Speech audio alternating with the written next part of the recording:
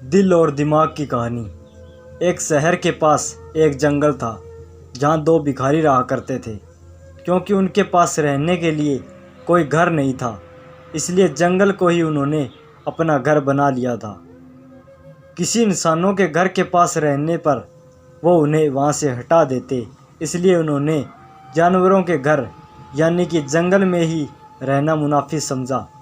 स्वाभाविक रूप से वे दुश्मन की तरह एक दूसरे को देखते थे, क्योंकि वे एक ही पैसे में थे और दोनों में एक दूसरे से ज़्यादा भीख के पैसे जुटाने की प्रतिस्पर्धा थी। दोनों भिखारियों में से एक अंधा था और एक लंगड़ा था, और वे हमेशा अपने ग्राहकों को लेकर झगड़ते रहते थे।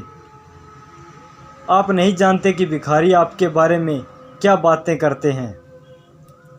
उनके आपके ग्राहक हैं, उनके अपने क्षेत्र हैं। वे दोनों भिखारी लगातार लड़ रहे थे। उन्हें एक दूसरे के कारण बड़ा संघर्ष और प्रतिस्पर्धा करनी पड़ी थी भीख मांगने में। इसलिए वह दोनों भिखारी सालों से दुश्मन थे। यह दुश्मनी ऐसे ही चलती रही, लेकिन एक दिन जंगल में आग लग गई।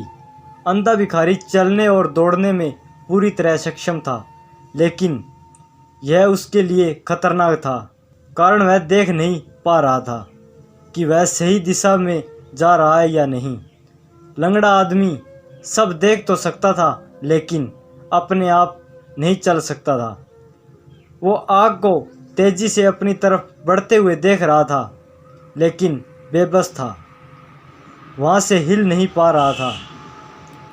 आग इतनी तेजी से फैल रही थी और हवाएं इतनी तेज थी, लेकिन वह देख सकता था कि अभी भी बाहर निकलने की संभावना थी।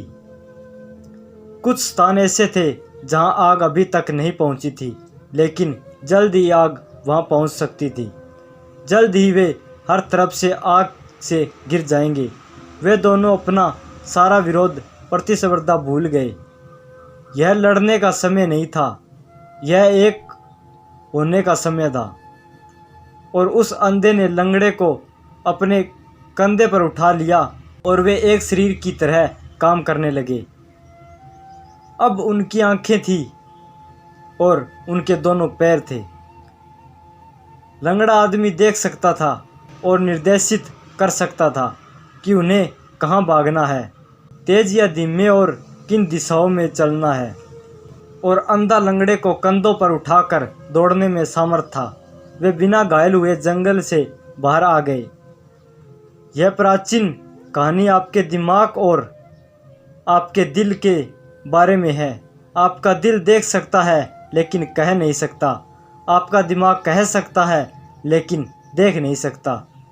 यदि आप अपने दिल और दिमाग को, अपने प्रेम और तर्क को करीब लाने में सक्षम है, आपके अनुभव और अभिव्यक्ति को करीब लाने में सक्षम है, तो शायद मन भी कुछ महत्वपूर्ण कर सकता है।